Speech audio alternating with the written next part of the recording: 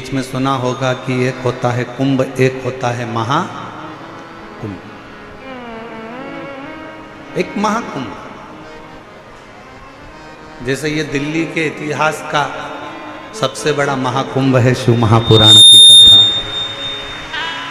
ये भी दिल्ली के इतिहास का सबसे बड़ा महाकुंभ है। ना कोई होर्डिंग है, ना कोई बैनर है, ना कोई निमंत्रण है, ना किसी के घर पीला चावल दिया गया, ना किसी के घर में सूचना दी गई, ना कोई पत्रिका बटी, ना कोई निमंत्रण पहुंचाया गया। और उसके बाद भी लाखों लाखों शिव भक्त इस शिव महापुराण की प्रदोष की कथा को श्रवण करने के लिए 6 बजे से रात्रि के 9 बजे तक अपना अपना आसन बिछा कर बैठे।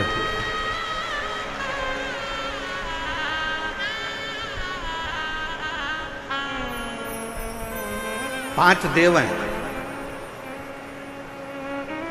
शिव पंचायत में। 5 देवताओं को बिठाया जाता है। एक माँ जगज्जननी दुर्गा भवानी, भगवान विष्णु, भगवान श्री गणेश, भगवान शंकर,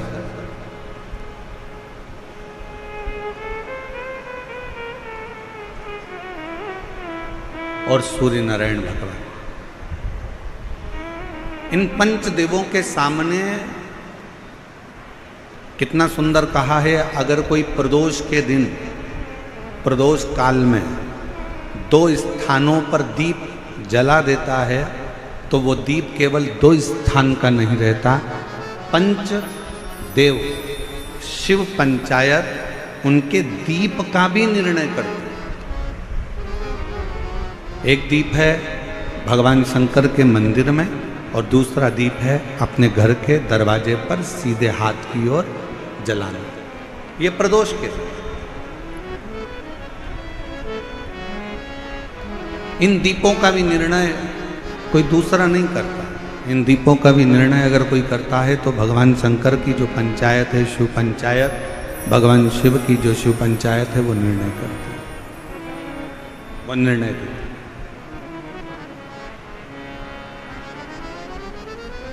और आज इस दिल्ली के निरंकारी मैदान में कहने में पीछे नहीं हटेंगे। मानव सेवा संस्थान एवं शिक्षा संस्थान जो ये दिल्ली में कथा करा रही है, कौशल जी गर्ग और उनकी पूरी समिति तत्परता से जो कार्य करी है, उसमें कहने से पीछे नहीं हटेंगे। जिसने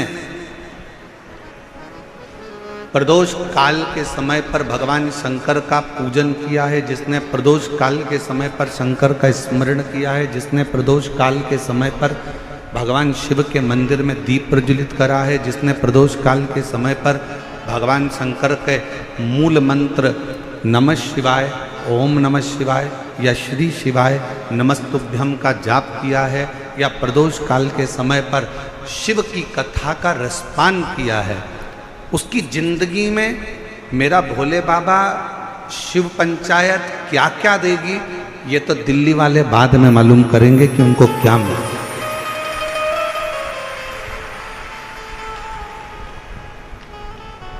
क्या प्राप्त हुआ। और खाली न जाता दर से तुम्हारे, खाली न जाता दर से तुम्हारे, मैं भी खड़ी हूँ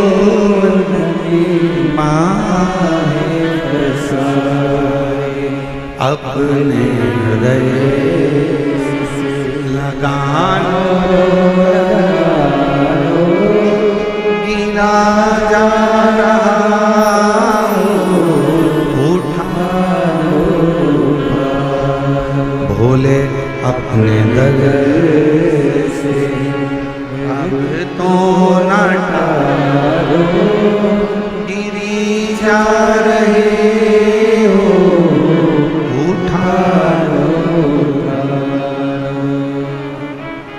वही समय, वही घड़ी, वही पल सूर्यास्त का समय था। भगवान नारायण भगवान शिव से मिलने आ रहे थे। बीच राह में श्री गणेश जी महाराज ने दुंदुभी बजा दी। दुंदुभी बजते से ही मां जगत जननी जगदम्बा दुर्गा भवानी के सम्मुख में शब्द पहुंच गया।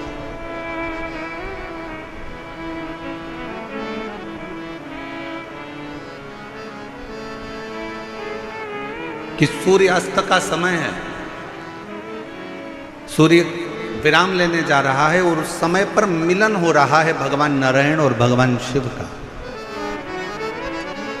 गणेश जी ने जो दुमदुमी बजाई, 64 योगनियां, 33 कोटि देवता, सारे गंधर्व, सारी अप्सराएं, सारे नाग, सारे किन्नर सब सामने आकर खड़े हो गए, पुकारने लगे, बाबा बाबा हमारी कुछ कामना है वह पूर्ण करिए।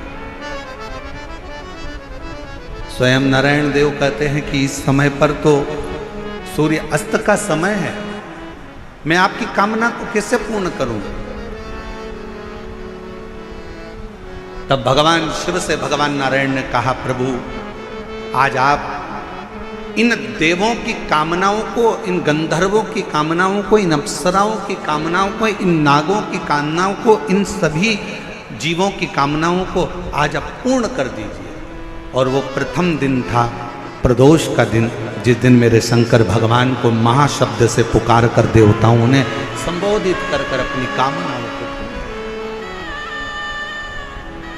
और बधाई हो दिल्ली वालों सभी को, मेरे दिल्ली की एक एक जीजियों को, एक बेटियों को, बेटाओं को, मेरे जीजाओं को, मेरी माताओं को, मेरे भाइयों को, मेरे बुजुर्गों को मैं दंडवत प्रणाम कर कर आपको साधुता देता हूँ कि आज ना जाने कौन सी किस्मत आपकी चेती है जो प्रदोष काल में, प्रदोष के दिन शिव महापुराण की कथा का लाभ आ। क्या पता कौन सा संजोग बना है।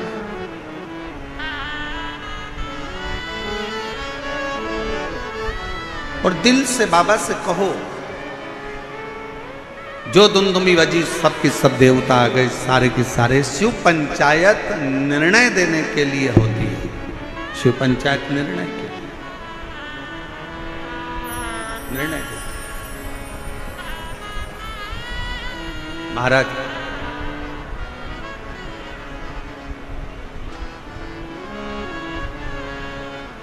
कहते हैं, भगवान नारायण का कोई भक्त जब प्राणों को त्यागता है तो भगवान नारायण अपने पार्षदों को उस जीव को लेने के लिए भेजते हैं। भगवान नारायण उन पार्षदों को जीव को लेने के लिए भेजते हैं कि ये मेरा भक्त प्राणों को त्याग रहा, मेरा भक्त प्राणों को छोड़ रहा, जाओ इस जीव को लेकर बैकुंठ को आओ, जाओ इस जीव को लेकर बैकुंठ को आओ, जाओ।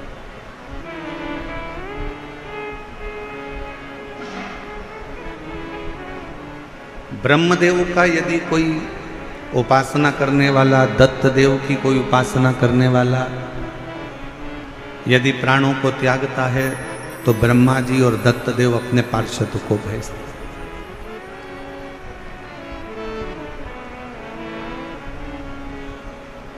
माँ जगतजननी जगदम्बा दुर्गा की उपासना करने वाला जब कोई प्राणों को त्यागता है तो माँ जगतजननी जगदम्बा दुर्गा अपनी योगिनियों को भेजती हैं कि इस जीव को लेकर। पर भगवान शंकर की कथा को सुनने वाला, शिव की उपासना करने वाला, भगवान शंकर का गुणगान करने वाला, मुख से श्री शिवाय नमस्तुभ्यम कहने वाला, पंचाक्षर मंत्र को नमः शिवाय को जपने वाला, ओम नमः शिवाय कहने वाला, जब भगवान शिव के मंदिर में एक लोटा जल चढ़ाने वाला जब कभी अपने प्राणों को त्यागता है तो शंकर भगवान ना अपने गण भेजते हैं ना पार्षद भेजते हैं, शंकर भगवान खुद नंदी लेकर अपने जीव को लेने के लिए।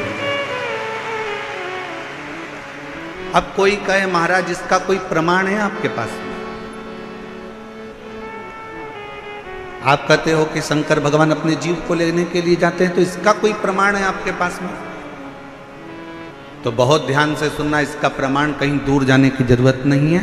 इसी कली काल में, इसी कलयुग में नरसिंह मेहता का चरित्र पढ़ लीजिए। नरसिंह मेहता सतयुग के नहीं थे, नरसिंह मेहता त्रेता युग के नहीं थे, नरसिंह मेहता द्वापर के भी नहीं थे, नरसिंह मेहता इसी कलयुग के थे। और नरसिंह मेहता इसी कलयुग के थे जब उनकी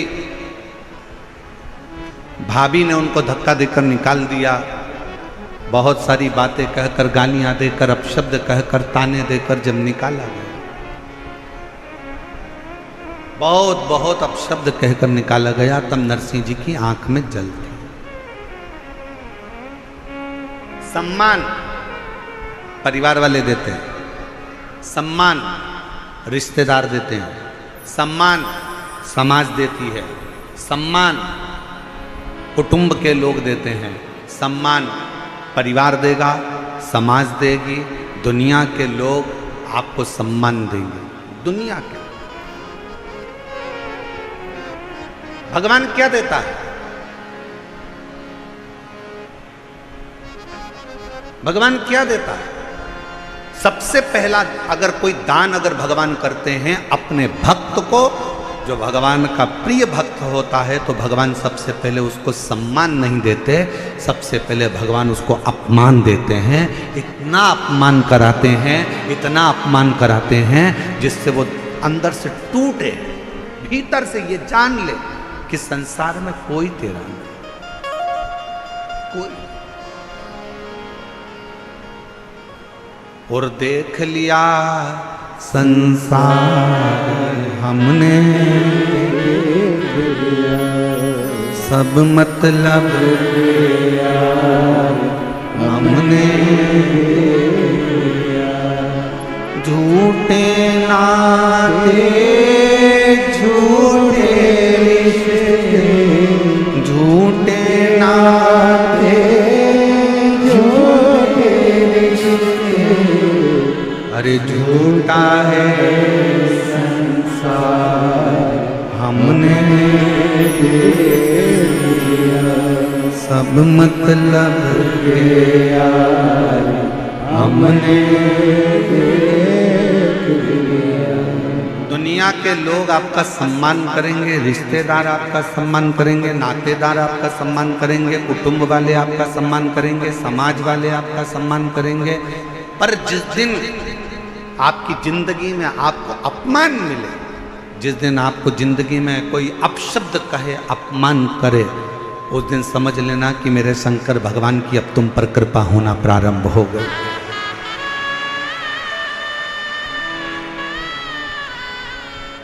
कितना सुंदर कहा है किसी ने, चाहने वालों की संख्या कम हो जाए ना चलेगा,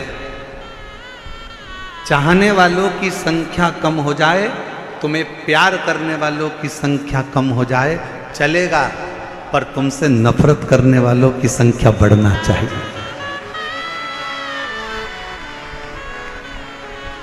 चाहने वाले कम हो जाएंगे चल जाएगा, पर तुमसे जलने वाले, तुमसे नफरत करने वाले बढ़ना चाहिए, इनकी वृद्धि होना चाहिए। क्यों? क्योंकि जगत में प्रचार कभी भी चाहने वाला नहीं करता, जगत में प्रचार हमेशा नफरत वाला ही करता है। उसको करना, यश मिले समझ लेना कि दुनिया ने दिया, सत्कार मिले समझ लो दुनिया ने दिया। एक बहू होती है जिसको सास हमेशा अच्छा कहती है, मेरी छोटी बहू बहुत अच्छी है, मेरी बहू आगरा में रहती है, मेरी बहू फिरोजाबाद में रहती है, मेरी बहू नैनीताल में रहती है, बहुत अच्छी है, बहुत अच्छी है, बहुत अच्छी है। और एक बहू जो सास के साथ में रहती है ना, उसके लिए सास हमेशा इसमें तो अक्ल ही नहीं है, ये तो मूर्ख है, ये तो हर कुछ बोलती है, मेरे को दिन भर झगड़ा करती है, मेरे को दिन भर मेरे को खाती रहती है, दिन भर मेरे को परेशान करती रहती है। मेरी सासू माँ, ओ मेरी जीजियों, निवेदन करूँ ना, दूर के ढोल सुहावने होते हैं, वो आगरा वाली वो नैनीताल वाली, वो मुंबई वाली तो कभी कभी मिलती है, पर जो रोज तेरे साथ में रहती है ना, जब तेरा सिर दुखेगा ना, तो वो आगरा वाली और नैनीताल वाली नहीं आएगी, वो दिल्ली वाली ही दौड़ कर आएगी।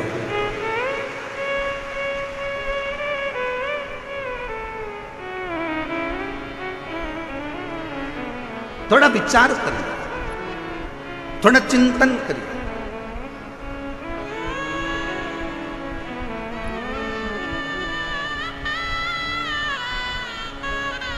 अपयश मिल रहा है, कोई बात नहीं। दुनिया के लोगों को एक बहू कहती है, मम्मी सारा यश तो हमारी देवरानी को दे देती है, हमारी जेठानी को दे देती है, हमें तो कोई यश ही नहीं मिलता, तो काम करने से क्या फायदा। नहीं नहीं, करते रहो। मेरा भोले बाबा तेरे साथ में है, मेरा शंकर, मेरा त्रिकालदर्शी, मेरा कैलाशी अविनाशी तेरे साथ में है, तो क्यों चिंता कर, छोड़ दे उसको।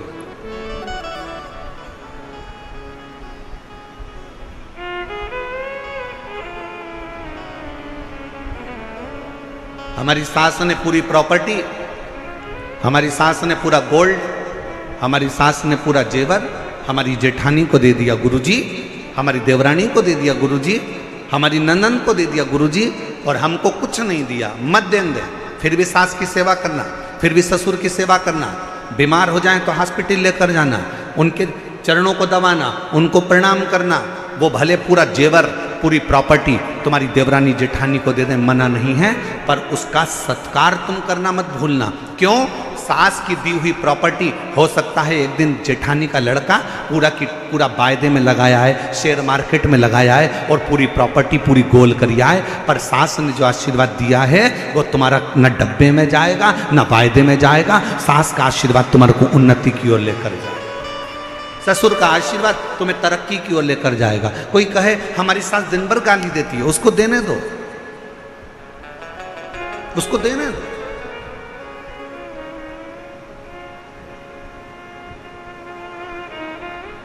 आप अपना कर्म करो, उस कर्म से पीछे मत हटो। नरसिंह मेहता, लोग कहते हैं गुरुजी आप कैसे कह सकते हो कि शंकर भगवान अपने भक्त को खुद लेने आते हैं? भगवान नारायण का कोई भक्त है तो उसको लेने के लिए पार्षद भेजे जाते हैं। माँ जगतजननी का कोई भक्त है, अगर वो प्राण त्यागता है तो उसको योगनियाँ लेने आती हैं। ब्रह्मा जी अपने पार्षद भेजते हैं, भगवान दत्त अपने पार्षद भेजते हैं, पर शिव जी अपने भक्त को लेने के लिए स्वयं आते हैं। ये आप कैसे कह सकते हैं? आप कैसे बोल सकते? और लाखों की संख्या में आए हुए मेरे शिव भक्तों, मेरे बाबा के इस निरंकारी मैदान में आए हुए आपकी विश्वास के साथ बैठकर कथा सुन रहे हो मेरे लाखों लाख शिव भक्तों, एक निवेदन करना चाहूँगा।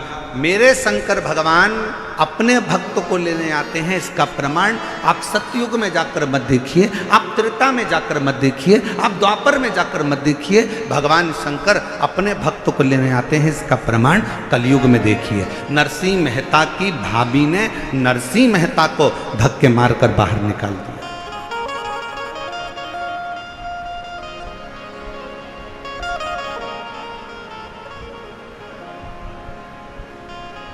नरसिंह जी से पूछा गया, क्यों रे नरसिंह, तेरी भाभी तो बड़ी तेज है। नरसिंह जी बोले, भाभी कैसी भी हो पर मेरा भाई तो मेरे साथ है ना, मेरा दादा तो अच्छा है ना, मेरा भाई तो अच्छा है ना। और भाई ने करा क्या था मालूम है आपको? नरसिंह मेहता जी के भाई ने क्या करा था कि नरसिंह मेहता जी के भाई को मालूम था कि नरसिंह जी को मेरी पत्नी धक्के मारकर निकाल देगी, तो नरसिंह जी के भाई ने नरसिंह जी को जब धक्का देकर निकाला जा रहा था तो भाई चिल्लाकर बोला, ओ नरसिंह, ओ नरसिंह, कहाँ जाएगा? रात के समय पर सूर्य अस्त हो रहा है, कहाँ जाएगा रोने के लिए? सामने शंकर का मंदिर है नरसिंह, वहां चले जाना। नरसिंह जी ने सुन लिया कि मेरे भाई ने मेरी व्यवस्था कहीं अच्छी जगह कर कर रखी है। आधी रात को प्रदोष काल में, समय ढलते में, शाम का समय था, सूर्यास्त हो रहा था। नरसिंह जी कहाँ जाते? शिव महापुराण की कथा कहती है भाई ने तो नरसिंह जी के मुख से निकलता था कि मेरी भाभी भले कैसी भी हो पर मेरा भाई अच्छा है, मेरी भाभी कुछ भी बोले पर मेरा दादा अच्छा है। बस वही शब्द आपके मुंह पर होना चाहिए, जमाना कैसा भी हो पर मेरा बाप शंकर भगवान अच्छा है, वो मुझे संभालेगा, मेरा शिव मुझे संभालेगा, मेरा पिता मुझे संभालेगा, मेरा उघड़दानी मेरा शंभु मुझे संभालेगा, कोई दूसरा संभाले ना संभाले।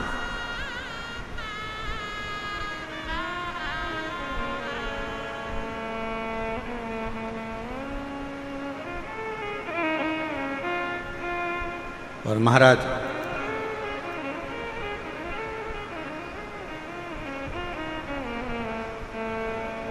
नरसिंह जी शिव जी के मंदिर में रात के समय पर रोते रहे। कब? शाम के समय से रोना प्रारंभ करा था और रात्रि हो गई और नरसिंह जी को नहीं मालूम था कि आज मासिक शिवरात्रि। दिल्ली वालों को भी नहीं मालूम था कि जब निरंकारी मैदान में कथा चलेगी तो कथा के चतुर्थ दिवस में प्रदोष पड़ जाएगी। दिल्ली वालों को भी नहीं मालूम था कि कथा के 5वें दिन मासिक शिवरात्रि पड़ जाएगी और छठे दिन तो वैसे भी कथा की शिवरात्रि होती है। किसको मालूम?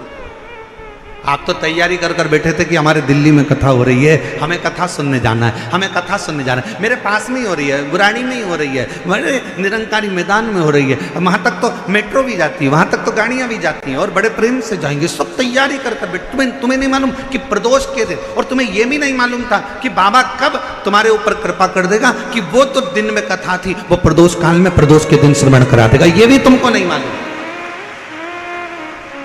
ये भी तुम्हारे स्मरण में नहीं।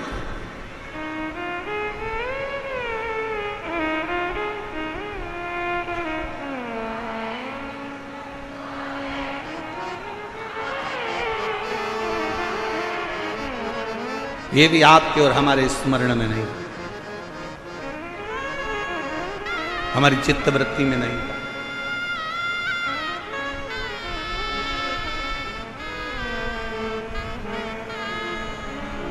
इस कथा के लिए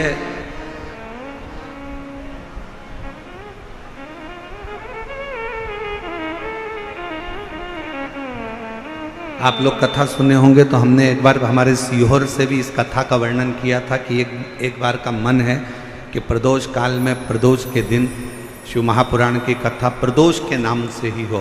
आप लोगों ने सुना था एक बार पहले, हमने कभी व्यासपीठ से ही कहा था। दिल था, हृदय था, मन था। और आज बाबा ने, हमें क्या मालूम था कि दिल्ली वालों के इतने पुण्य हैं क्या, दिल्ली वालों की इतनी कृपा है क्या बाबा? हमें नहीं मालूम कि दिल्ली वालों का इतना इतना पुण्य होगा। शंकर जी के मंदिर में इन्होंने इतना लोटा भर भर के जल चढ़ाया होगा कि क्या कहूँ मैं आपके। आप आज घर जाओ ना तो सब अपनी अपनी नजर उतरवा लेना हो पक्के।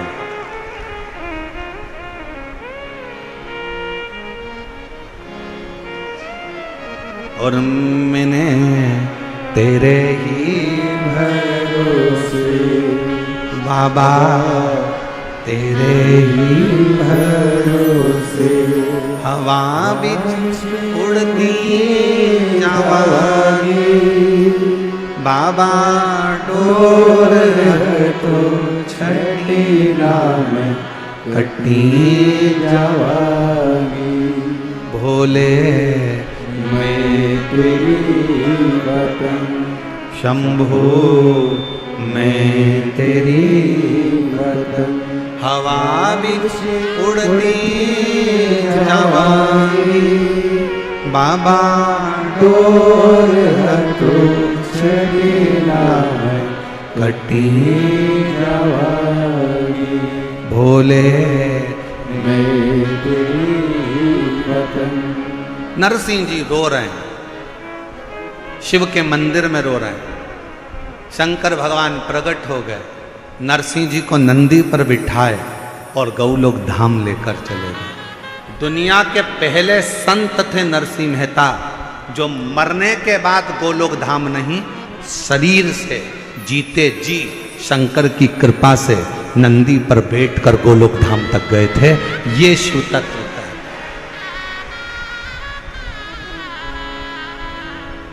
अपने भक्त के लिए, अपने भक्त के लिए शिव कभी अपने गणों को नहीं भेजता। अपने भक्त के लिए शंकर कभी अपने गणों को नहीं भेजता। लोग कहते हैं हमारा दुख है गुरुजी, वो दुख कटेगा, उसको दुख काटने के लिए शंकर जी अपना कोई गण भेजेंगे, शिव जी किसी को भेजेंगे। ना ना ना ना ना, शंकर जी अपने गण को कभी नहीं भेजते। शिव जी 33 कोटि देवताओं में केवल एक देव अधिदेव महादेव एक ऐसे हैं जो प्रतिदिन शाम के समय पर नंदी पर बैठकर पार्वती जी को साथ में लेकर भ्रमण करने के लिए निकलते हैं प्रतिदिन।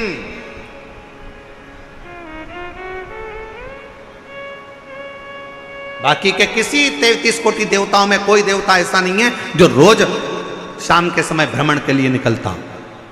ब्रह्मा जी ब्रह्मलोक में, भगवान विष्णु वैकुंठ लोक में, इंद्र लोक में, और मेरे शंकर भगवान मृत्यु लोक में है। प्रतिदिन निकलते।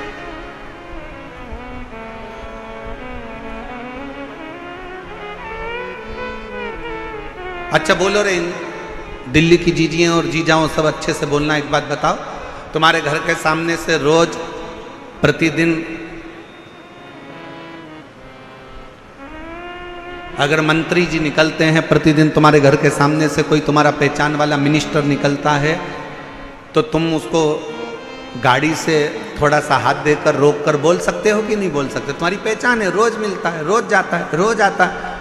तुम शंकर जी के मंदिर में रोज 1 लोटा जल चढ़ाने के लिए जाते हो। तुम शिव जी के मंदिर में रोज 1 लोटा जल चढ़ाने के लिए जाते हो। तुम शंकर के मंदिर में रोज प्रतिदिन दर्शन करने के लिए जाते हो। और शंकर भगवान कहीं ऊपर नहीं रहता, कहीं बैकुंठ में नहीं रहता, शंकर भगवान कहीं ब्रह्मलोक में नहीं रहता, शंकर भगवान कहीं इंद्रलोक में नहीं रहता, शंकर भगवान मृत्यु लोक में रहता है। और आप अगर रोज 1 लोटा जल चढ़ाने के लिए जाते हो, तो तुम रोज अगर जल चढ़ाने जाते हो तो एक ना एक दिन वो शंकर भगवान रोज जब भ्रमण के लिए निकलता है तो एक दिन तुम्हारा दुख काटने के लिए तुम्हारे दरवाजे पर जरूर मिले, निश्चित है। कितना सुंदर कहा। व्यापार बच्चों को दे दो जब बच्चे बड़े हो जाएं, व्यवहार संसार के लोगों को दे दो, पर प्यार मेरे शंकर भगवान को दे दो, मेरे महाकाल राजा को दे दो, मेरे शिव को दे दो। जो तुम्हारे दिल में थोड़ा सा प्यार है, शिव से इतना प्रेम करो, शंकर से इतना प्रेम करो। वो हम कहेंगे फिर हमारी बात को लोग गलत ले लेते हैं, चक्कर यही आ जाता है, इसलिए बड़ा सोचना पड़ता है। वो कहते हैं ना, जैसे एक लड़का लड़की से प्रेम कर लेता है, लड़की लड़के से इतना प्रेम कर लेती है, इतना प्रेम कर लेती है कि लड़का लड़की के मोबाइल का बैलेंस भी डलवाता है, उसको वॉच भी दिलाता है, मोबाइल भी दिलाता है, अच्छे कपड़े भी दिलाता है, घुमाने भी ले जाता है। लड़की का कुछ खर्च होता है, इसमें 1 रुपया खर्च नहीं हुआ। लड़का चाहा लड़की को, लड़की चाही लड़के को, तो लड़के ने पूरा खर्चा उठा लिया। उसने मोबाइल भी दिलाया, उसने हैंडसेट भी दिलाया, उसने वॉच भी दिलाई, उसने कपड़े भी दिलाया, उसने बक्कल भी दिलाया, उसने मोबाइल में बैलेंस भी डलवाया। बस उसी तरह से जैसे एक लड़की ने लड़के को चाहा और लड़के ने पूरा उसका खर्चा उठाया, उसी तरह संसार का मनुष्य जब मेरे देव अधिदेव महादेव को चाहने लगता है तो शंकर भगवान भी उसके श्वासों का बैलेंस बढ़ाना प्रारंभ कर देता है। श्वासों का बैलेंस बढ़ाना प्रारंभ करता है। किसी का एक्सीडेंट होता है, पंडित जी को फोन लगा के पूछो एक्सीडेंट हो गया, पत्रिका दिखाओ, क्या करवाएं पंडित जी? वेंटिलेटर पे पड़े। पंडित जी से कहो तो पंडित जी एक ही बात कहेंगे, राम रक्षा स्तोत्र करने का नहीं बोलेंगे, श्री सूक्त पुरुष सूक्त करने का नहीं बोलेंगे। पंडित जी बोलेंगे महामृत्युंजय का पाठ कराओ, महामृत्युंजय का जाप कराओ। क्यों? क्योंकि पंडित जी को भी मालूम है ब्रह्मा ब्रह्मलोक में है, वैकुंठ लोक में भगवान विष्णु हैं, इंद्र लोक में इंद्र हैं, पर मृत्यु लोक का अगर कोई देव है तो वह देवाधिदेव महादेव है। इसलिए उससे इसके प्राणों को बचाने के लिए प्रयास करा जाए, उससे प्रार्थना करी जाए, उससे निवेदन करा जाए।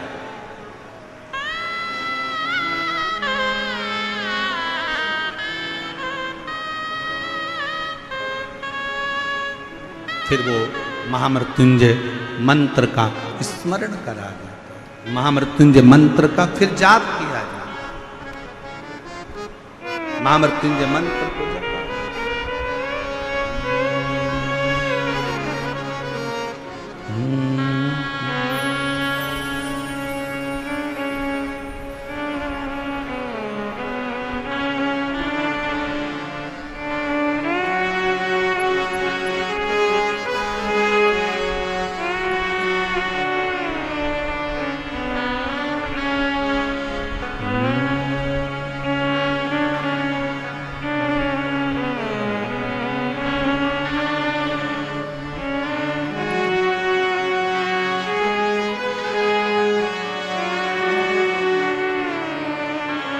महामृत्युंजय मंत्र का स्मरण किया।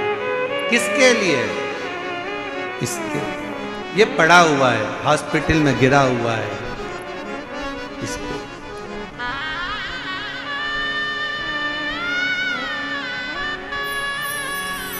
और तेरी दया का क्या है भरोसा, कब किस पर हो जाए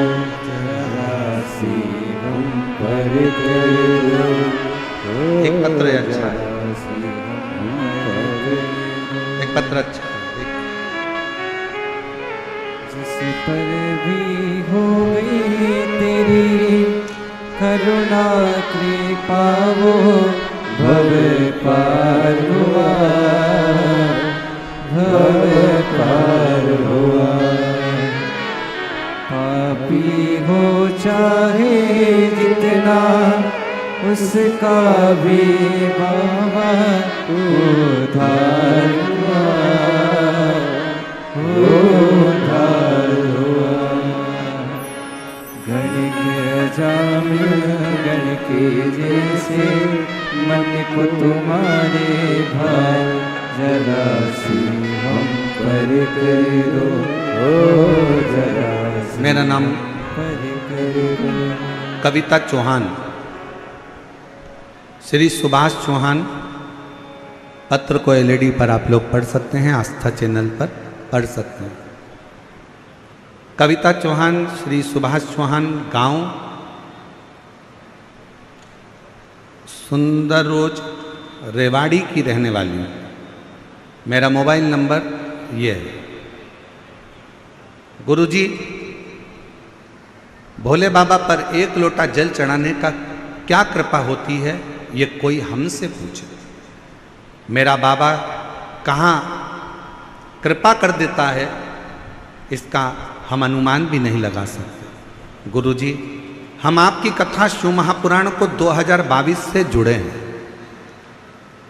हम पति पत्नी दोनों ने अपने 2 बेटों के लिए संकल्प लिया था कि मेरे बेटों का कहीं सरकारी जॉब लग जाए, उसके लिए हम 5 पंडाल में जाकर कथा सुनेंगे। गुरुदेव, हमने 5 पंडाल अलवर, कोसी, रेवाड़ी, फरीदाबाद और आज हमारी 5वीं कथा दिल्ली में हो रही है।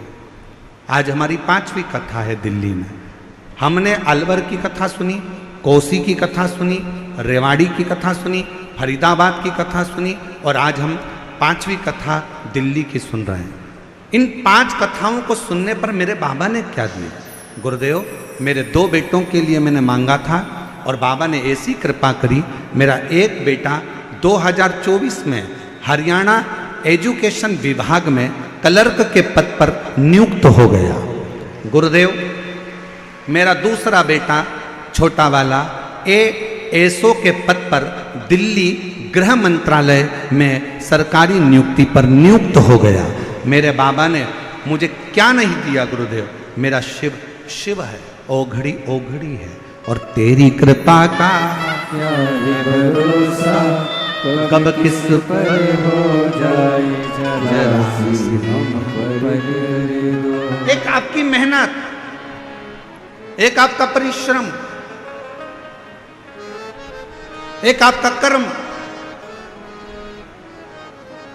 और एक शिव पर किया गया विश्वास,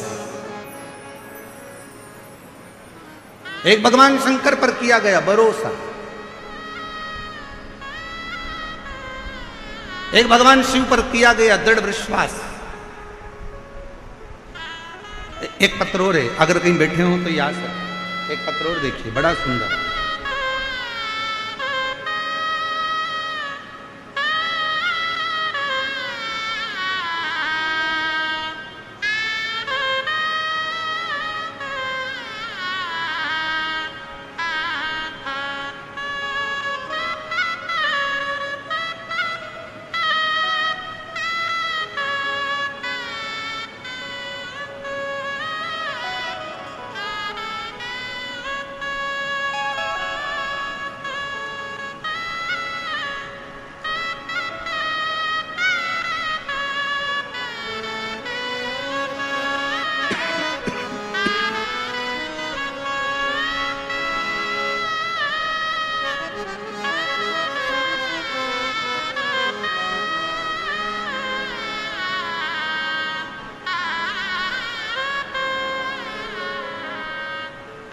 मेरा नाम ओमवती भागीरथ राठौर है। मैं दिल्ली के गौतमपुरी की रहने वाली हूँ। मेरे बच्चे का नाम अमन राठौर है, वह 10 साल का। गुरुजी, 1 साल पहले से मेरे बच्चे की तबीयत खराब हो गई। उसके सोच करने में खून जाने लगा। डॉक्टरों को जब पेट के डॉक्टरों को दिखाया तो बताया कि अंदर गांठें हो गई हैं, उन गांठ के कारण जख्म हो गए हैं, गांठ का ऑपरेशन करना पड़ेगा। मन में बड़ा दुख हुआ और डॉक्टर ने कहा ये गांठें कैसी हो सकती हैं, ये जांच के बिना नहीं बता सकते। हम लोग परेशान हो गए। उसी हॉस्पिटल में एक छोटी सी बच्ची ने कहा कि माताजी, आप बच्चे को दिखाने के लिए आई हो ना, एक बार टीवी पर वो सियोर वाला महाराज आता है, उसकी शिव पुराण कथा सुनो और शिव जी के मंदिर में जाकर 1 लोटा जल चढ़ाकर बेलपत्र खाना प्रारंभ करो। हमने वही डॉक्टर से दवाइयाँ ली, शिव का स्वरूप मानकर डॉक्टर से दवाई लेकर हम ऑपरेशन की तारीख लेकर आ गए और हमने फिर बच्चे को जल पिलाना प्रारंभ करा, बेलपत्र खिलाना प्रारंभ करा, शिव जी के मंदिर में झाड़ू पोछा करवाना प्रारंभ करा। दूसरी बार जब वापस ऑपरेशन के लिए गए तो डॉक्टर ने कहा अब इसको ऑपरेशन की जरूरत नहीं है, ये बच्चा ठीक हो गया है, इसकी गठाने गायब हो, इसकी गठाने नहीं। एक विश्वास आपके भीतर, एक भरोसा, एक दृढ़ता आपके भीतर। आप किसी पर भरोसा करें ना करें, पर मेरे शंभू पर, मेरे शंकर पर और आपके 1 लोटा जल पर पूर्ण भरोसा करें। शिव मंदिर में रोज प्रतिदिन बाबा से अपने दिल की बात कहने के लिए जाए, हृदय से बाबा को कहो।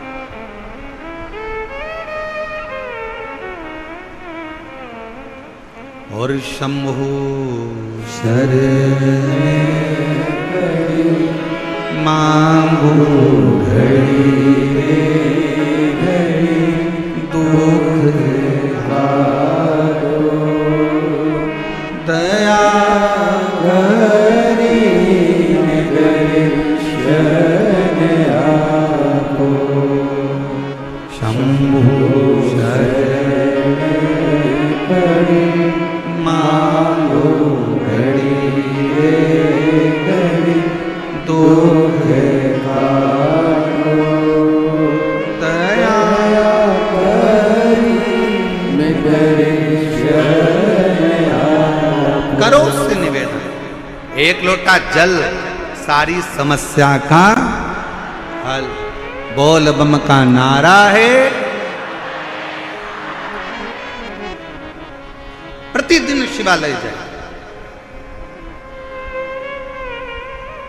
ब्रह्मा जी के पार्षद लेने के लिए आएंगे, भगवान विष्णु के पार्षद लेने के लिए आएंगे, पर मेरे शंकर भगवान के पार्षद लेने के लिए नहीं। मेरा शंकर आपके दुख को काटने के लिए किसी दूसरे को नहीं भेजता, आपके दुख को काटने के लिए मेरा शंकर नंदी पर चढ़कर खुद पहुंचकर आपके दुख को काट देता है स्वयं।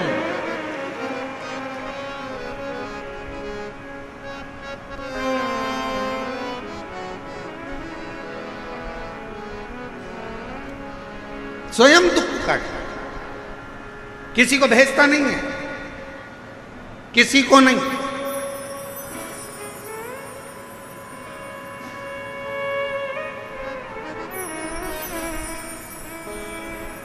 और सरलता में समझिए, बहुत सरलता में समझिएगा जरा इस बात को। आज प्रदोष के दिन की कथा है, बहुत ध्यान से सुनिएगा। यमुना नदी में नहाने के लिए गए थे, समुद्र में नहाने के लिए गए थे, तालाब में नहाने के लिए गए थे, बावड़ी में नहाने के लिए गए थे, कुएं पर नहाने के लिए गए थे, कोई सरोवर में, कोई नदी में, कोई झरने में नहाने के लिए गए थे। और मान लो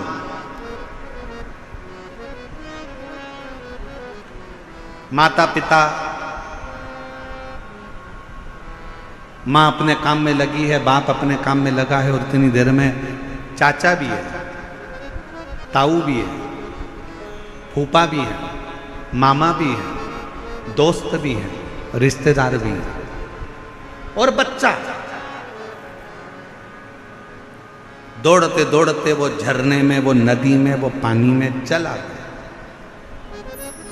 दौड़ते दौड़ते वो बच्चा पानी में चला गया, बेटा पानी में गया। सबसे पहले कौन दौड़ेगा? मामा, काका, फूफा, रिश्तेदार, नातेदार।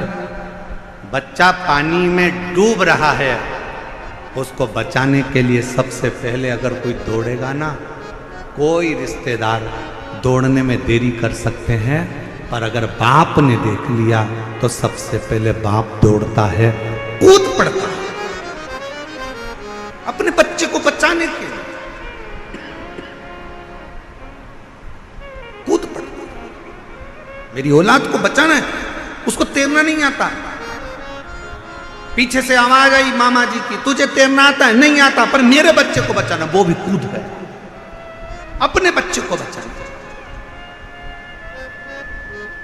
जैसे अपने बेटे को बचाने के लिए बाप पानी में कूद जाता है, उसको तैरना आए चाहे ना आए, अपनी औलाद को बचाने के लिए बाप पानी में कूद जाता है। वैसे ही तुम्हारा कितना बड़ा भी दुख है, कैसी भी तकलीफ है, वो जगत का बाप देवाधिदेव महादेव मेरा महाकाल बाबा भी आपके दुख को मिटाने के लिए कूद पड़ता, इंतजार नहीं करता, किसी की बाट नहीं जोता, किसी का इंतजार नहीं करता कि वो आएगा, वो आएगा, वो आएगा। मेरा शंकर खुद आता स्वयं, मेरा शिव स्वयं। उस पर करा गया भरोसा कभी टूटता नहीं। बस शिव को पाने के लिए एक सबसे बड़ा कार्य करिएगा कि मत बुरे कर्म कर बंदे, वरना पछताएगा भगवान की आंखों से तो बच नहीं पाएगा, बच नहीं पाएगा। शिव को पाने का सबसे सुंदर तरीका है कि अपने कर्म को श्रेष्ठ करें, अपने कर्म को थोड़ा सा संभालें। बहुत दिखावे की जिंदगी से दूर हटकर थोड़ी सी शरणागति की जिंदगी को जीने का प्रयास करें। हम जानते हैं आप बहुत बड़ी सिटी में रहते हो, दिल्ली जैसे शहर में रह रहे हो। यहां पर कमाना, पैसों की व्यवस्था करना, अपने बच्चों को उच्च शिक्षा दिलाना, अपने बच्चों का ब्याह शादी करना, अच्छा मकान में रहना, अच्छा भोजन करना बहुत कठिन पड़ता है, क्योंकि बड़े शहर में बड़ा खर्चा होता है। हम जानते हैं कि बड़े शहर में बड़ा खर्चा है। दिन रात मेहनत करना पड़ती है, तब थोड़ा सा कमाई होती है और थोड़ी सी कमाई में अपने परिवार का भरण पोषण करना पड़ता है। एक लड़की ने पत्र लिखा है, वो पत्र भी आपको हम पढ़ दें।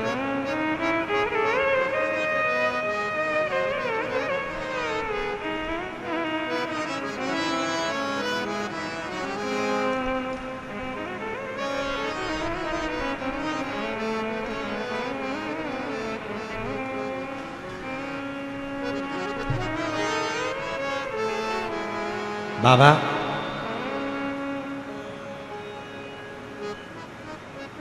मैं दिल्ली में ही रहती हूं। मेरी 2 बेटियां हैं और 2 बेटा हैं। हमारे पास में इतना धन नहीं है बाबा। मेरी बेटी की शादी 2021 में 28 अप्रैल को, मार्च के महीने में 28 अप्रैल को निश्चित शादी का दिन था। और हमारी इतनी औकात नहीं कि हम क्या दे सकते। लड़के वालों के यहाँ से खबर आ गई कि लड़के को क्रेटा गाड़ी चाहिए। लड़के वालों ने कहा कि क्रेटा गाड़ी चाहिए, अगर गाड़ी ना दें तो शादी नहीं। गाड़ी के लिए हमारी इतनी औकात नहीं थी, हम गाड़ी नहीं दे पाए, शादी कैंसिल हो गई। बेटी दिन भर रोती, आंखों में जल भर जाता। एक बार उसने किसी के मोबाइल पर शिव महापुराण की कथा के बारे में जान लिया। उस दिन से उसने अपनी कॉपी पर ओम नमः शिवाय लिखती रहती और रोती रहती। शादी के 5 दिन पहले अगर जिसका संबंध टूटा हो तो जरा विचार करिएगा कि उसकी शादी दूसरी बार कैसे हो सकती है। गुरुदेव, हमारे पास में इतना धन नहीं था कि हमारे घर में टीवी भी हो। दूसरे के मोबाइल से थोड़ा सा स्मरण किया, कथा में मन लगा। बेटी ने ओम नमः शिवाय लिखना प्रारंभ करा, श्री शिवाय नमस्तुभ्यम लिखती और बाबा से प्रार्थना करती कि मैंने कौन सा पाप किया जो मेरा संबंध टूट गया।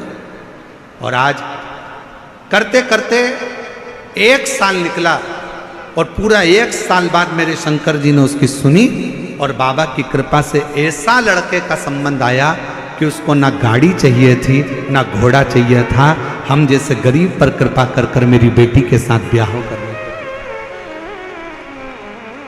और कोई धन की कमी उसके यहां नहीं, कोई संपदा की कमी उसके घर में नहीं। हमने पहले दिन की कथा में एक बात कही थी, आज फिर कहते हैं कि अपनी बेटी को उच्च शिक्षा दीजिए। दहेज अगर कम भी होगा ना, और दहेज ना देते हुए शिक्षा का दहेज दीजिए। शिक्षा, उसको पढ़ाओ, उसको विद्या अध्ययन कराओ, अच्छा कॉलेज, अच्छा स्कूल दो। ये गाड़ी, ये घोड़े, ये सामान तो सब धरा की धरा रह जाए। अच्छी शिक्षा दी। और मेरी बेटी का संबंध हुआ गुरुदेव।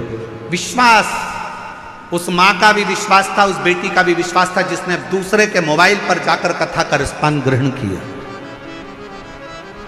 सुना जिसने, ये विश्वास। और क्या नहीं देता मेरा शंकर भगवान। जब रावण को सोने की लंका दे सकता है, भस्मासुर को कंकण दे सकता है, तो क्या नहीं दे सकता। ललाट पर पार्वती जी के भाग्य में तो पति लिखा है, पर नग्न वेशधारी लिखा है। और मान लो जब भाग्य में ऐसा पति लिखा ही है, तो शिव की आराधना क्यों ना करवाई जाए। अब इस कथा को जरा ध्यान से सुनना, स्मरण करना इस कथा का। किसी ने पत्रिका देखकर, किसी ने आपका हाथ देखकर, किसी ने आपका भाग्य देखकर कह दिया कि तुम्हारी किस्मत में 2 साल, 5 साल, 4 साल, 1 साल, 1.5 साल संतान का सुख नहीं है, या मान लो तुम्हारी किस्मत में धन नहीं है, या तुम्हारी किस्मत में दुख है, तकलीफ है। कोई ने कह दिया आपने स्वीकार कर लिया कि मेरी किस्मत में ये चीज है ही नहीं, और आपने वो विचार कर कर अपनी किस्मत को दोष देकर अपनी मेहनत करना बंद कर दिया।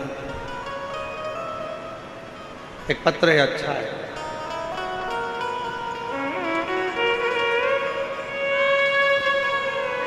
जरा इस पत्र को पढ़िएगा। एलईडी पर भी आप लोग इस पत्र का पढ़ना, जरा इस पत्र को पढ़ना, इसी कथा से जुड़ा हुआ है। जो कथा चल रही है कि अगर पार्वती जी के भाग्य की रेखा श्रेष्ठ नहीं है, और मान लो कि पार्वती जी का भाग्य ठीक नहीं है, पार्वती जी की किस्मत में पति ऐसा लिखा है, नग्न वेशधारी, जटाजूट बांधने वाला, या ऐसा पति लिखा है, तो उसको क्या वो विवाह ही ना करे? पत्र देखिएगा। प्रणाम करती हूँ। एक लोटा जल चढ़ाने का पंडाल में बैठकर शिव पुराण की स्तुति करने का, पंडाल में जब आप श्री शिवाय नमस्तुभ्यम बोलते हो तो उसको बोलने का क्या फल होता है? मैं शालू प्रजापति, भट्टीपुरा गांव, मेरठ जिले की रहने वाली हूँ। कहीं बैठी हो तो आ सकता हूँ। मेरी मम्मी को आपकी कथा के बारे में मेरे घर की एक ताई जी ने बताया था, और हमने 2023 में मैनपुरी उत्तर प्रदेश में हुई, तब से सुनना प्रारंभ करी। पहले तो आप पर विश्वास नहीं होता था, धीरे धीरे मंदिर जाना शुरू किया, फिर अपने मम्मी पापा के कहने पर पशुपतिनाथ का व्रत किया, जो लगभग मैं 8 साल से गवर्नमेंट एग्जाम की तैयारी कर रही थी, और 2023 से मैंने आपकी कथा सुनना प्रारंभ करा। मेरे 8 साल एग्जाम देती रही, कभी 1 अंक से, कभी 1.5 अंक से रह जाती। गुरुदेव, एसएससी जीडी की फाइनल में भी मैं एक बार बाहर निकल गई, दिल्ली पुलिस की भर्ती से भी मैं बाहर निकल गई। ऐसे करते करते कई समय निकल गया, पर मेरा कहीं सिलेक्शन नहीं हुआ। 8 साल मैंने ऐसा ही प्रयास करती रही, परीक्षा देती रही। आखिरी में मैंने सोच लिया कि अब मैं परीक्षा नहीं दूं। तब पहली बार आपकी कथा सुनी और विचार कर लिया।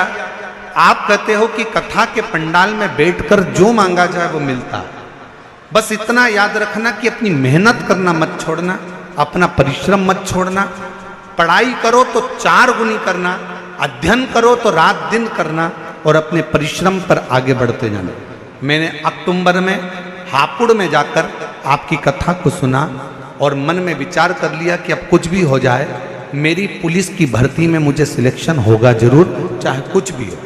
और मैंने विचार कर कर हापुड़ की कथा सुनी और खूब मेहनत कर कर पुलिस भर्ती के लिए मैंने अप्लाई करा, और बाबा की कृपा से आज मैं उत्तर प्रदेश पुलिस में चयनित हो गई। मैं बाबा को प्रणाम करने के लिए यहाँ पर आई,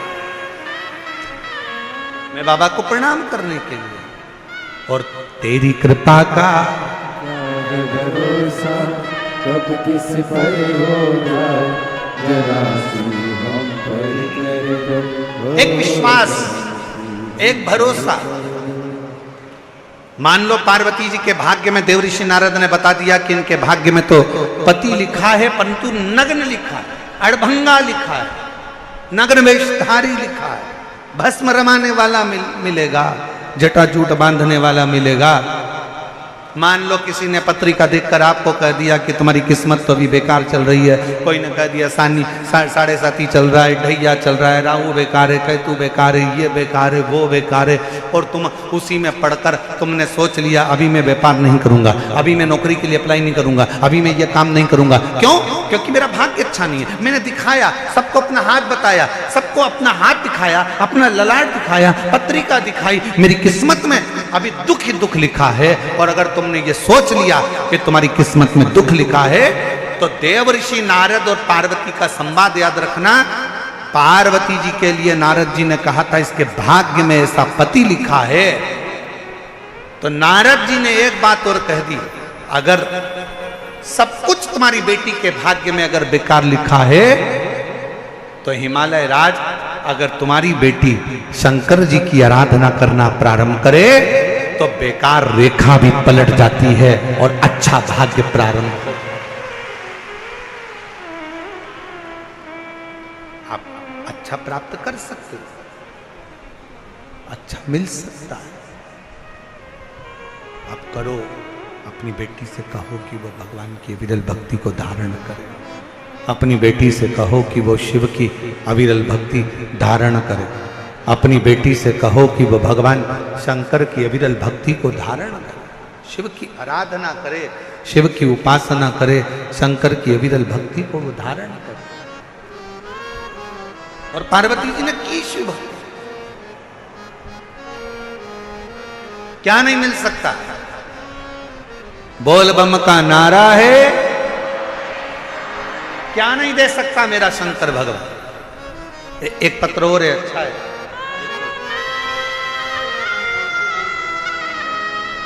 मेरा नाम सुनीता देवी है।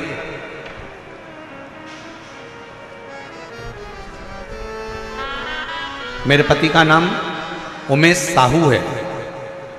हम बुराड़ी इंद्रप्रस्थ दिल्ली के रहने वाले हैं। आज से ठीक 5 महीने पहले 13 जनवरी को सफंदर जंग के डॉक्टर साहब को दिखाया और हैं सर सफदरगंज है ना, जंग है, सफदर जंग के डॉक्टर साहब को दिखाया। फिर कोई डॉक्टरों को दिखाया। पति की हालत देखकर डॉक्टरों ने कह दिया कि इनकी किडनियां दोनों फेल हो गई, ट्रांसप्लांट भी नहीं कर सकते। वो भी करने के लिए मना कर दिया कि अब ट्रांसप्लांट भी नहीं कर सकते, दोनों किडनियां फेल हैं। डॉक्टर ने कहा जितना भी समय है अब डायलिसिस पर ही चलेंगे। तब एक हफ्ते में 4 बार डायलिसिस होता था। कितना होता था? जम के बोलो जरा। एक हफ्ते में 4 बार डायलिसिस होता था और हफ्ते में 4 बार डायलिसिस होता।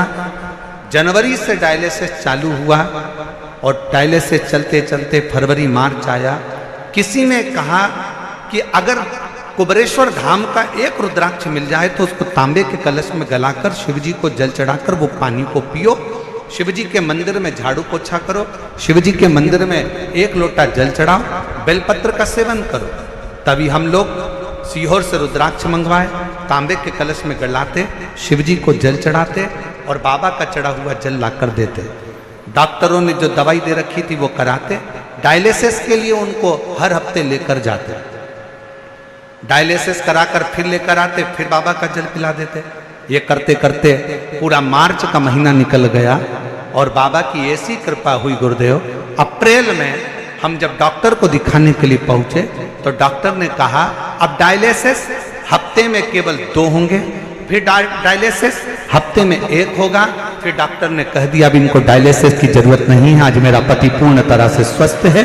उसकी दोनों किडनियां प्रारंभ है,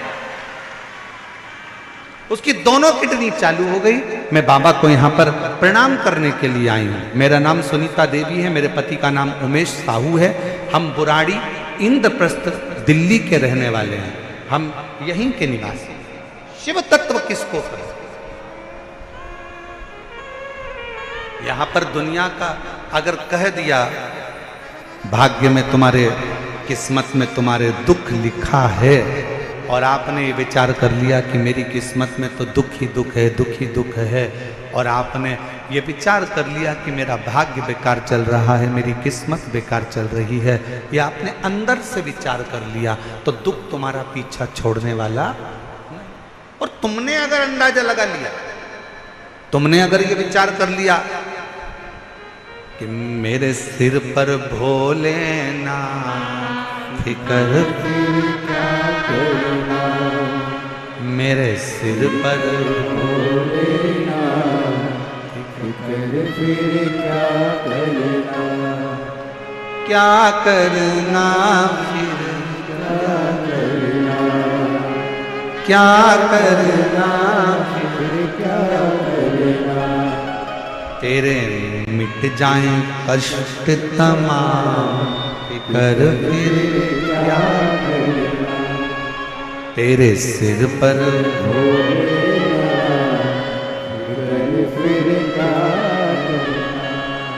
क्या करना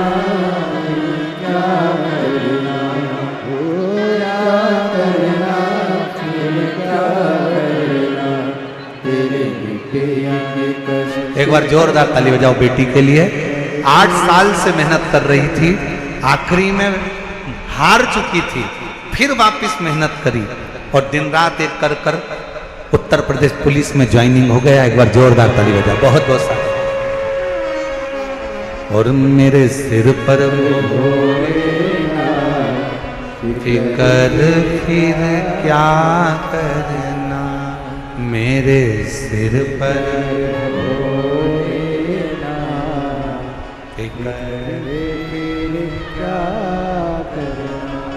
ओ क्या करना फिर क्या करना, क्या करना फिर क्या करना, तेरे मिटेंगे कष्ट तमाम, फिकर फिर क्या करना। शिव पर छोड़। पार्वती जी के भाग्य की रचना करी देव ऋषि नारद ने कहा कि इनकी किस्मत में तो ऐसा ऐसा दुख है, ये तकलीफ है, इनकी किस्मत में ये कष्ट है, इनकी किस्मत में ये दुख है, ये कष्ट है। फिर मन में बात आया, अगर पार्वती शिव की आराधना करे तो दुनिया का ऐसा कोई दुख नहीं है जो कट नहीं सकता। दुनिया की ऐसी कोई तकलीफ नहीं है जो कट नहीं सकती। और मेरी जीजियों, मेरे जीजाओं, मेरी बेटियों, बेटाओं, मेरी माताओं, मेरे भाई, आप लोग इतनी बड़ी आस से, विश्वास के साथ, भरोसे के साथ शिव महापुराण की कथा को श्रवण कर रहे हैं।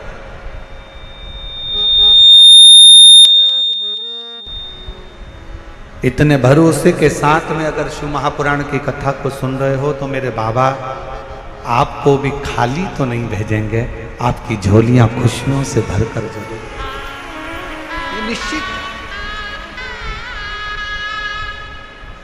और हुआ वही हुआ। पार्वती जी शिव जी की आराधना में लग गई, भगवान शंकर की अविरल भक्ति में लग गई, भगवान शंकर की आराधना में, भगवान शिव की उपासना में लगी पार्वती।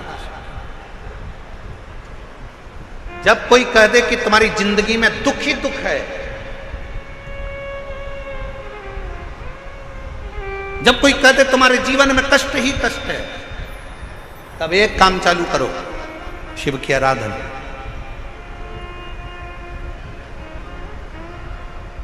तब एक काम चालू करो, भगवान शंकर की आराधना। 3 चीजें अपना लो। पहले नंबर पर शिव जी के मंदिर में 1 लोटा जल चढ़ाना। दूसरे नंबर पर अगर प्रदोष के दिन मंदिर में दिया लगा सकते हो तो ठीक है, नहीं तो एक कनेर का फूल पीला वाला, देखा है आप लोगों ने? जम के बोलो जरा। पीले कलर का कनेर का फूल एक, प्रदोष के दिन, प्रदोष काल के समय पर अगर दीप लगा सको तो ठीक है, नहीं तो एक कनेर का फूल पीले कलर का, शिव जी के अशोक सुंदरी का स्पर्श। अशोक सुंदरी वाली जगह मालूम है ना आप लोगों को? फिर से आप समझने का,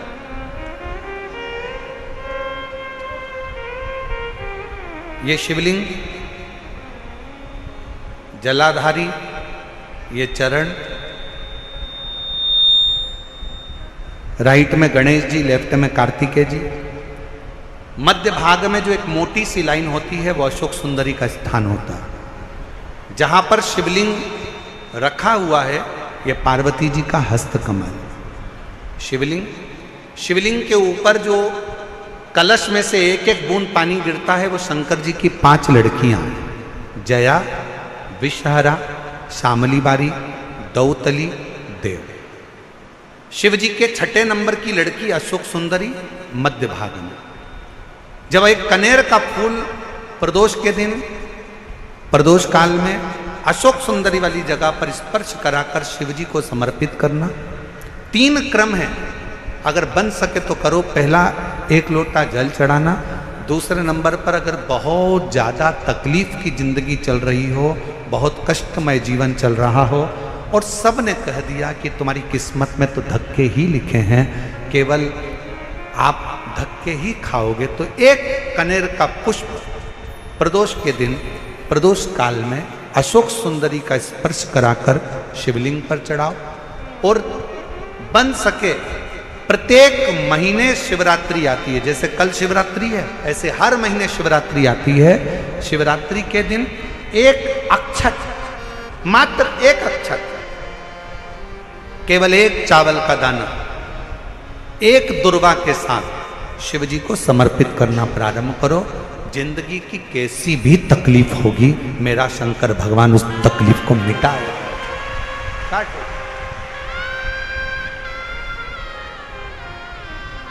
शिव की आराधना और दिल से बाबा को पुकारते रहो। श्री शिवाय नमस्तु, श्री शिवाय नमस्तु, श्री शिवाय नमस्तु, श्री शिवाय नमस्तु। उसको पुकारते रहो, दिल से उसको विश्वास के साथ पुकारो। पार्वती जी के भाग्य में लिखा था कि इनको जो पति मिलेगा वो नग्न वेशधारी मिलेगा, जटाजूट वाला मिलेगा, भस्म रमाने वाला मिलेगा। पर उन्होंने, पार्वती जी ने शिव जी की आराधना करना प्रारंभ करी और जब भगवान शंकर की आराधना करना प्रारंभ करी तो भगवान शंकर ही उनको पति के रूप में मिल गए। और जब स्वयं देव अधिदेव महादेव हमारे भाग्य में अगर आ जाते हैं तो बाकी के भाग्य की सारी रेखाएं अपने आप सीधी हो जाती हैं। सब रेखा शिव को पुकारो।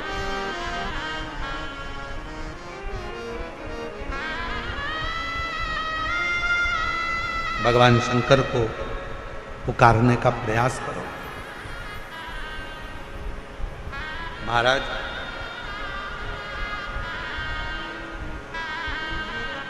शिव महापुराण की कथा एक बड़ी सुंदर बात कहती है, बहुत सुंदर। जिसके दिन खराब चल रहे हो ना, तुम्हें मालूम है कि तुम्हारा रिश्तेदार के दिन खराब चल रहे हैं, उसकी तकलीफ की जिंदगी चल रही है, उसको कष्ट है। हम जानते हैं कि दिल्ली वालों को इतना समय नहीं है, मुंबई वालों को इतना समय नहीं है, बड़े बड़े शहर वासियों को इतना समय नहीं है। पर शिव महापुराण की आज की बात को लेकर जाना, जिसके दिन खराब चल रहे हो, तुम्हारे रिश्तेदार, तुम्हारा कुटुंबी, मोहल्ले में किसी के दिन अगर बेकार चल रहे हो, बहुत कष्ट के दिन चल रहे हो, तो उससे कम से कम एक दिन में 2 बार जरूर मिला करो। क्यों? उसके दिन भले खराब चल रहे हैं, पर एक ना एक दिन मेरा बाबा उसका हाथ पकड़कर उसको उन्नति की सीढ़ी पर जरूर चढ़ा। अगर किसी के दिन खराब चल रहे हैं तो उससे 2 बार मिलो। अगर किसी का स्वास्थ्य खराब चल रहा है तो उससे 3 बार मिलो। चिंता मत करना, छोटी सी बीमारी है, ठीक हो जाओगे। चिंता मत करना, ऐसी बीमारियां तो आती रहती है, टेंशन मत लो। किडनी खराब हुई है, लीवर बेकार हुआ है, शुगर हो गई है, थायराइड हो गया, कैंसर हो गया, क्यों चिंता करते हो? 3 बार मिलो। किसी के दिन खराब चल रहे हैं तो 2 बार मिलो, किसी का स्वास्थ्य खराब है तो 3 बार मिलो। और घर में अगर बुजुर्ग माँ बाप हैं और उनके प्राण छूटने का समय है तो शिव पुराण की कथा कहती है उनकी सेवा में 24 घंटे लग जाओ। 24 अपने बुजुर्ग माँ बाप की सेवा में, अपने बुजुर्ग माता पिता की सेवा में हर घड़ी लग, हर पल लग, हर घड़ी लग। करो सेवा।